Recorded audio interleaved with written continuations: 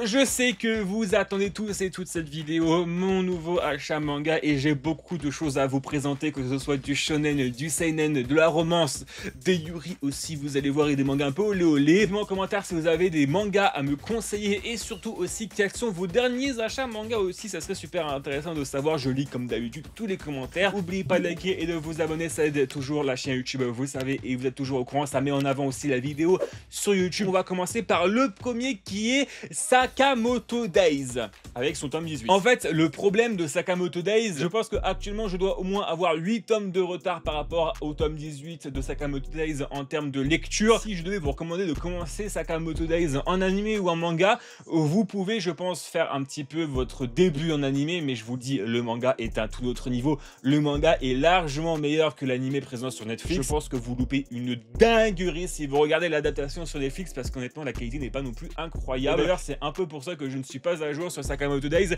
c'est que l'animé m'a juste complètement dégoûté de la licence. Donc je pense que je vais encore un tout petit peu attendre quelques jours et après je vais le continuer de lire, parce que j'avoue que la pilule n'est pas encore passée personnellement de mon côté. Bon, je vous ai dit qu'on allait en parler de Netflix avec Bloom. Alors je sais plus c'est quoi la licence en nom en anglais, bref. Effectivement c'est chiant d'attendre jusqu'à septembre pour avoir la saison de Bloom, alors que actuellement au Japon, bah tous les épisodes sortent, donc on se fait spoiler sa mère sur les réseaux sociaux, TikTok, Instagram, YouTube Short aussi, bref, on se fait spoiler partout et sur Twitter, surtout Twitter et TikTok. C'est dommage, donc je vous conseille de regarder l'animé sur des sites voilà, pas trop légaux non plus. Pour moi, je vous dis, c'est l'une de mes licences préférées en termes de romance, parce que c'est juste trop bien, ça apporte beaucoup de fraîcheur. Et quand je parle de fraîcheur, je parle pas forcément dans l'originalité du titre qui est là un peu classique, parce que ça fait beaucoup penser à Roméo et Juliette, l'aventure de Kaoroko et de Rintaro Tsumugi qui sont élèves d'un lycée public. Pour garçon, Shidori qui est réputé pour n'accueillir que les cancres, et de l'autre côté un établissement pour filles de bonne famille, Kikyo, et les deux sont un petit peu chien et chat. T'as une romance qui va commencer entre Kaoroko et Rintaro qui sont tous les deux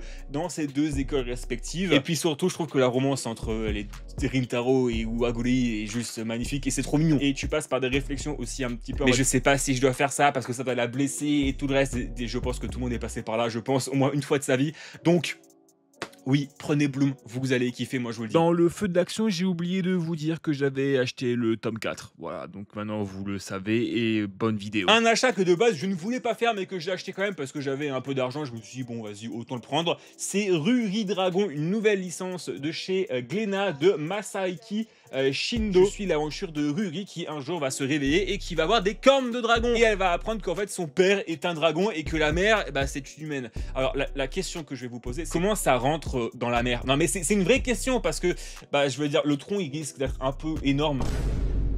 Sauf que forcément, elle va devoir reprendre son quotidien, et du coup, elle va aller à l'université, enfin au lycée plutôt, et elle va cracher d'un coup du feu. Oui, je sais. Et en fait, ce qui va se passer, c'est que tu vas suivre le quotidien de Ruri, qui va devenir de plus en plus populaire, et qui va apprendre à s'ouvrir aux autres personnes, et aussi à apprendre à maîtriser ses pouvoirs, et surtout qu'elle va en découvrir d'autres au fur et à mesure, et ça, c'est présent dans les prochains tomes. Ouais, c'est vrai qu'en termes de dessin, ça ne casse pas non plus trois pattes à un canard, mais je vous jure que c'est beaucoup trop bien, j'ai beaucoup apprécié ma lecture et je ne peux que vous le conseiller, parce que effectivement c'est une très bonne surprise. Et j'ai hâte que le tome 2 sort le 1er octobre dans nos librairies respectives. Bon, ça faisait quand même un an que j'attendais ce tome qui sortait, et il est enfin sorti. C'est notre été éphémère avec son 6e tome aux éditions Meian. C'est un yuri, donc romance lesbienne si vous voulez savoir, et je sais que en fait c'est très dépressif.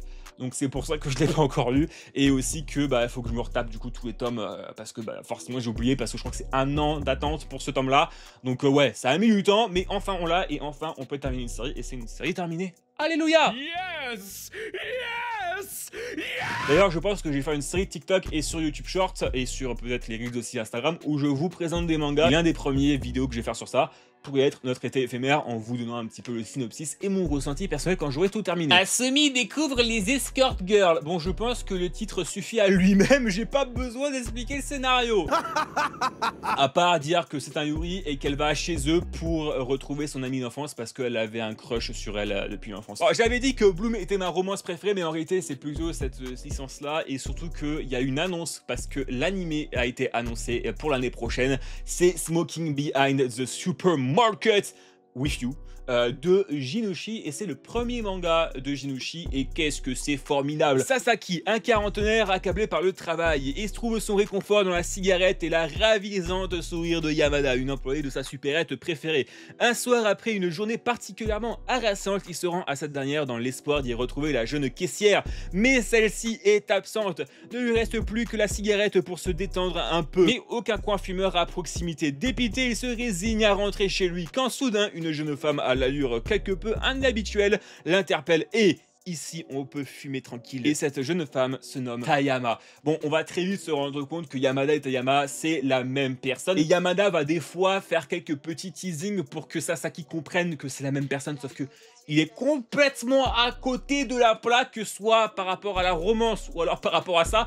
Je vous jure, il ne voit rien. Ce mec est aveugle, c'est une dinguerie. Mais derrière, la façon dont la romance progresse, la façon dont les personnages parlent entre eux, des situations qui arrivent et tout le reste, c'est très humain, c'est très naturel et ça pourrait réellement se développer dans la vraie vie. Bon, à part forcément côté aveugle comme un pot. Et c'est bien aussi de voir en fait que Sasaki vient de plus en plus et commence à venir surtout pour Tayama et pas pour Yamada, donc sa vraie personnalité. Et ça rajoute un petit peu de piment et un peu de petit truc, surtout qu'il y a de la jalousie et tout le reste, donc ça c'est vraiment sympathique. The Eminence in Shadow, le 14e tome, et c'est la fin de l'arc du retour au Japon. Alors c'est vrai que l'arc a duré je crois que 3 tomes en manga et c'est quasiment la même chose en roman, c'est 3 chapitres, donc c'est très court aussi, donc je comprends mieux pourquoi maintenant ils en font un film et pas une série, une saison entière. Et j'espère que juste que le personnage qui a été introduit dans le dernier arc, qui est vraiment très important, va être réutilisé pour le futur. Je trouverais ça sacrément dommage s'il ne le réutilise pas. 365 Days to the Wedding, et je trouve que ce tome-là avance enfin dans la romance. Et surtout, le big event qu'on a eu dans le précédent tome a enfin un incidence dans celui-là. Et je peux vous dire que j'ai hâte de lire le tome 9, parce que je crois que ça va être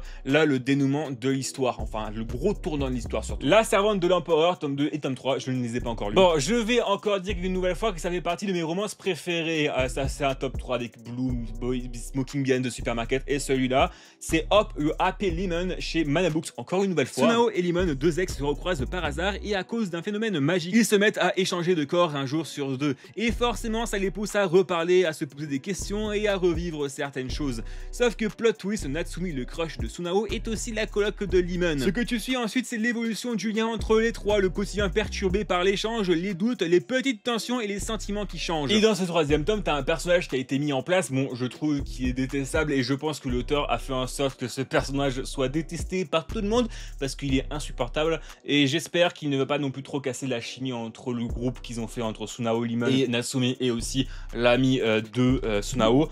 Mais voilà, bref, c'est une romance que je vous recommande absolument. Malheureusement, pour l'instant, pas d'anime a été confirmé pour celui-ci, mais j'espère que bientôt, oui. La gardienne des concubines, La gardienne des concubines, son troisième tome chez Mana Books. Yuran devient enfin responsable d'un nouveau département et elle reçoit une missive de l'empereur qui lui confie une mission en collaboration avec l'une de ses concubines. Tokui, les deux sont clairement pas faites pour s'entendre. Elles sont un peu chien et chat tout le temps en train de se remettre dedans, en train de s'engueuler par rapport à leur mari, etc., etc. C'est tendu, drôle. Et ça donne un vrai rythme au manga. J'espère que ça va encore continuer quelques tomes parce que je trouve ça vraiment délirant. Et c'est ce que j'attendais parce que malgré que les deux premiers tomes étaient l'introduction, c'est vrai que ça m'avait un peu resté sur ma faim. Et là, j'avoue que là, ça m'a très clairement convaincu. Et j'aime bien aussi l'aspect poétique entre le conflit entre les progressistes et les conservateurs, ce qui donne un vrai peps. Déjà, de base, tu me dis ça, déjà, je suis conquis. Mais en plus, tu me dis que ça se passe dans une Chine féodale. Mais alors là, je te dis, je suis encore plus conquis et j'achète direct. Donc, les gardiennes des concubines, enfin, la gardienne des concubines est à acheter absolument.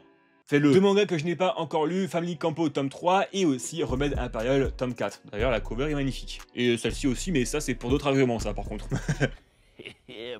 Hokkaido Guys a super adorable et j'ai rattrapé mon retard en termes de lecture. Alléluia, pour une fois que j'ai rattrapé mon retard. En fait, ce 8e tome, c'est compliqué de mettre un constat parce que t'as certains trucs qui vont se passer et certains éléments qui vont se faire du mal. Mais vraiment du mal de fou malade. T'as un peu une incompréhension qui se met en place au niveau de la situation de Tsubasa et de Minami parce que, je vais pas vous dire, mais dans le dernier tome, il y a un big événement qui s'est déroulé et qui a eu une conséquence directe sur ce 8e tome.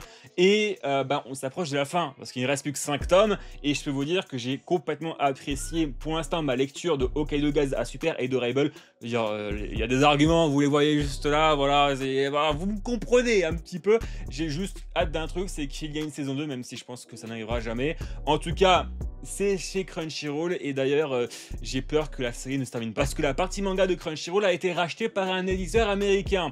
Donc la question qui va se poser, c'est est-ce qu'ils vont finir de publier Hokkaido Gazar, Super Adorable et tous les tomes de Crunchyroll. Pour l'instant, on n'est pas au courant et on ne sait pas. J'avoue que ça fait très peur. Shangri-La Frontière et son 16e tome. Là, on arrive enfin à la fin de l'arc de l'e-sport. C'est vrai que ça commençait un petit peu à devenir répétitif et un petit peu redondant. Moi, je voudrais bien qu'on retourne un petit peu dans Shangri-La Frontière. Et c'est un peu le même constat que j'avais dit par rapport à The Innocent Shadow. J'espère que le personnage qui est introduit dans cet arc-là, qui est Sylvia, va être utilisé pour les prochains tomes parce que je trouverais ça sacrément dommage qu'elle ne soit pas utilisée. En plus, c'est un bon personnage et je l'apprécie beaucoup. Yuri, une nouvelle fois, c'est en 4 tomes et ici, je possède les 2 premiers parce que les 2 derniers ne sont pas encore sortis. C'est Le Poids du Silence, tome 1 et tome 2, et qu'est-ce que c'est trop bien. Alors attention, disclaimer, c'est vrai que le synopsis peut paraître très bizarre parce que effectivement ça l'est, mais c'est plus profond que ça. On suit Sena, une fille amoureuse de sa grande sœur Yuna. C'est à ce moment-là où je vous disais que c'était bizarre. Quand Yuna part vivre à l'étranger, Sena coupe tout contact avec elle. Elle abandonne l'écriture et s'enferme dans une grosse solitude. C'est à ce moment-là que Kiku, l'ex et meilleur ami de Yuna, revient dans sa vie. Elle veut l'aider, prendre soin d'elle, même si Sena rejette ça au début. Et c'est là que tu comprends que l'histoire, c'est pas juste une romance compliquée. C'est surtout le parcours intérieur de Sena qui doit vivre avec des sentiments qu'elle ne peut pas exprimer, qu'elle sait impossible et ça la détruit petit à petit. Et Kiku, dans tout ça, elle devient un soutien important, une sorte de repère pour Sena dans sa reconstruction. Je vous disais que c'était un petit peu bizarre au début, mais voilà, ça ne s'arrête pas qu'à là, et c'est vrai que c'est pas juste larmoyant en mode bah tu vas te faire chialer puis c'est tout quoi. Non, là ça a du vrai sens parce que je pense que beaucoup de personnes est passé par justement cette phase-là de reconstruction après une déception très importante, et je pense que ça peut aussi aider des personnes, donc prenez-le, lisez-le. Et je pense que ça peut être aussi une très bonne porte d'entrée pour les Yuri. Et c'est ce que j'aime bien aussi avec les Yuri, c'est que ça parle d'autre chose que juste de la romance classique comme les shonen où l'objectif c'est de sortir avec le personnage. Là, t'as plein de sujets et c'est cool. Oh, I Married Negami's Sister, tome 13 et tome 14. Alors bah justement, je me suis arrêté au tome 12 parce que j'ai commencé à reprendre la lecture de Amagami Sisters après l'animé. Et donc, il me manquait tome 13 et tome 14. Pour l'instant, je ne l'ai pas encore lu parce que je n'ai pas le temps de lire. Mais ce que j'aime bien dans cette série-là, c'est que ça a des plot twists que tu vois pas venir, mais surtout aussi tu ne sais pas avec qui le protagoniste va sortir et tu ne sais pas même toi qui tu veux. Par exemple, c'était pas le cas dans The Quintuple où généralement tu avais une fille préférée et que bah, tu voulais absolument que ce soit elle qui sort Nino dans mon cœur. Là c'est pas le cas parce qu'en fait les trois sont vraiment très attachantes et tu t'attaches à eux, et c'est vrai que bah, le résultat final, s'il en choisit une, ça va être compliqué pour les deux autres hein. Bon, moi j'espère que ça y aille quand même parce que j'ai quand même une petite préférence, mais voilà. Donuts sous un croissant de lune, c'est un Yuri de chez Meian aussi. J'attends de prendre les autres tomes pour bah, vous dire et vous faire un constat, parce que c'est vrai que pour l'instant, un tome un peu compliqué du jet, mais j'ai plutôt bien apprécié ma lecture, c'est tout ce que je peux dire. Yumeoshi Dreaming of Falling for You, avec mon magnifique accent anglais. J'attends que le tome 4 sort parce que c'est le dernier, et là c'est pareil, c'est chez Crunchyroll, donc j'espère que le tome 4 il sort un jour. Kaiju Number 8 Side B, c'est simple, si t'es fan de Kaiju Number 8, un fan hardcore, je te conseille ce Side B, donc ce spin-off là qui se concentre sur certains personnages et qui explique et qui développe un peu plus le lore de ces personnages secondaires. Si derrière tu regardes et que tu lis juste Kaiju Number 8 comme ça, franchement je pense que tu peux passer ton chemin parce que c'est pas non plus une dinguerie. Entre soit tome 3 et tome 4, j'attends que le 7e tome sort, donc le dernier, pour me faire tout d'un coup, parce que c'est vrai que le scénario est très complexe et aussi la DA est super magnifique hein, comme vous pouvez le voir, et bah, j'attends juste que tout sort pour me le lire. Si je dois attendre encore 5 à 6 mois pour avoir le tome 7, bah, je vais être juste perdu après dans le scénario. Plus que 2 mangas dans la vidéo, déjà Partenaire 2.0, je ne vais pas vous en parler aujourd'hui, dans un prochain achat manga peut-être, mais pas aujourd'hui. Mais l'arrière résume bien le truc, et c'est